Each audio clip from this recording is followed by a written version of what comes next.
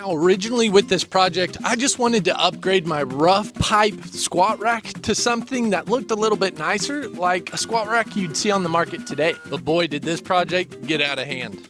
The holes alone pushed me into buying mag drills, annular cutters, and building a DIY fixture to make sure everything stayed consistent.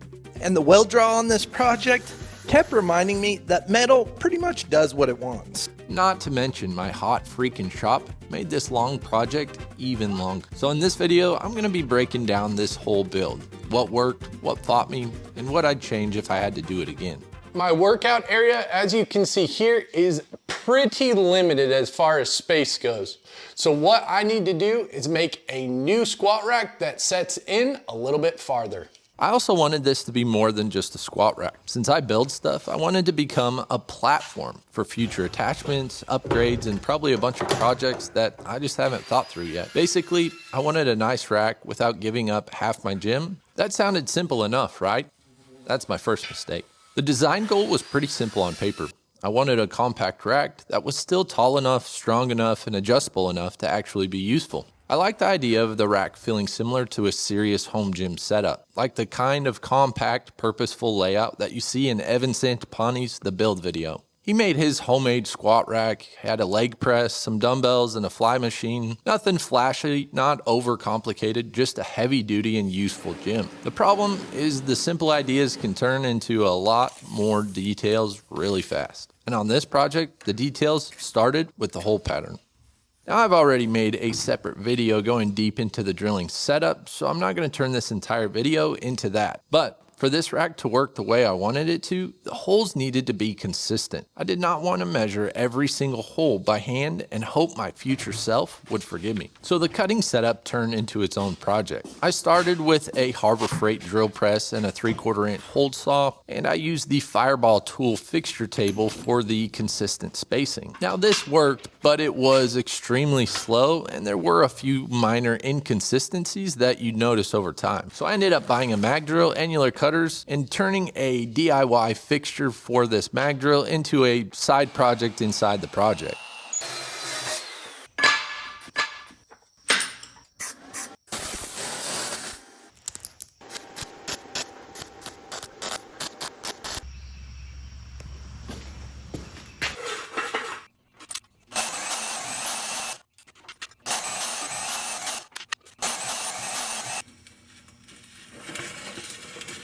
This helped keep everything consistent. Now, it still took forever, but it was a lot quicker than what it would have been, and at least it turned the process into something much more repeatable instead of 1,000 tiny little opportunities to mess up. Once the holes were done, the fixture table became a huge part of the assembly.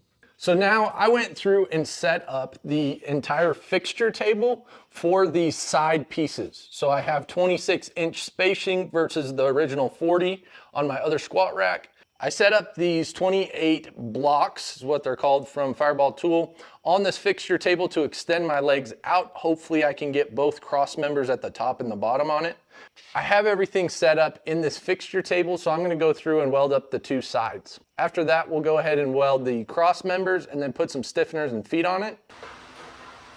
With a rack this tall, small mistakes can show up in a big way. If something is a little bit off at the top, by the time you get down to the bottom, it can become a lot more noticeable. So I use the table to hold the tubing, keep the lower section square, and make the tack up as controlled as possible.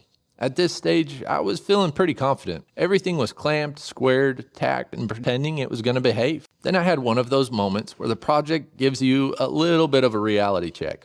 After I tacked the feet on, the frame teetered back and forth. It was no longer square. So I had to cut the feet back off, which is always the fun emotional place in a project. Nothing says progress like removing a part you just put on. My plan was to use the fixture table because I knew it was flat. I wanted to stand the rack on top of it to reference off that flat plane instead of using my janky concrete floor. The problem was my shop is not tall enough to stand the squat rack in the middle of it. So I had to move everything outside because apparently the squat rack was not happy taking over my shop. It also wanted to take over my driveway. Then I spent about an hour fighting the rack, trying to muscle it up onto the table in the standing position. And by fighting, I mean the rack was mostly winning and I was mostly reconsidering my life choices. At the end of the day, I gave up, went right back into the concrete floor and tacked her up. In hindsight, I probably should have just backed my truck up to the table, stood in the bed, and used the height to help raise it. But in the moment, my brain was apparently fried from the heat. So that is one thing I would absolutely do differently next time.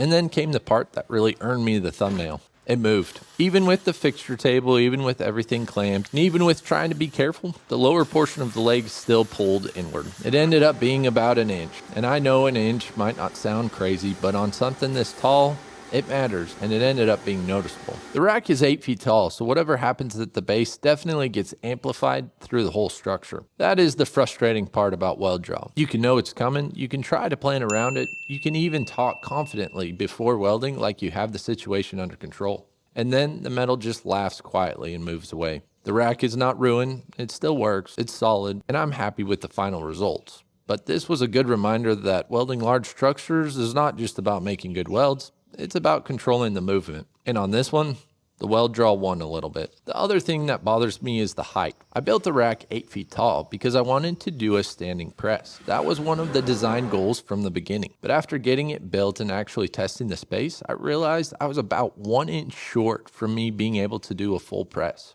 1 freaking inch.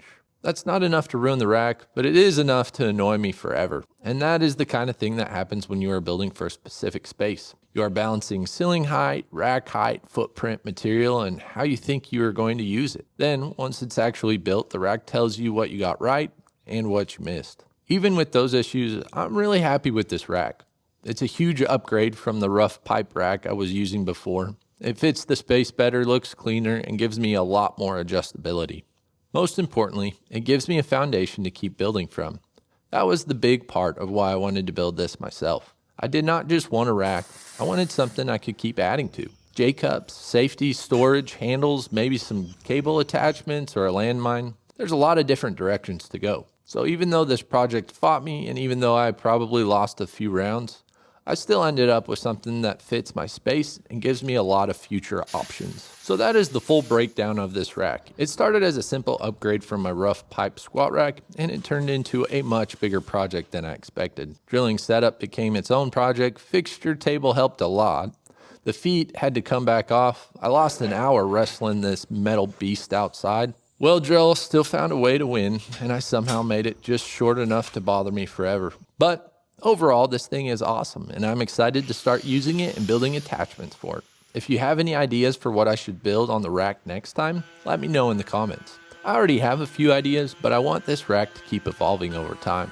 And if you like shop-built equipment, welding projects, and figuring things out the hard way, there's a lot more coming.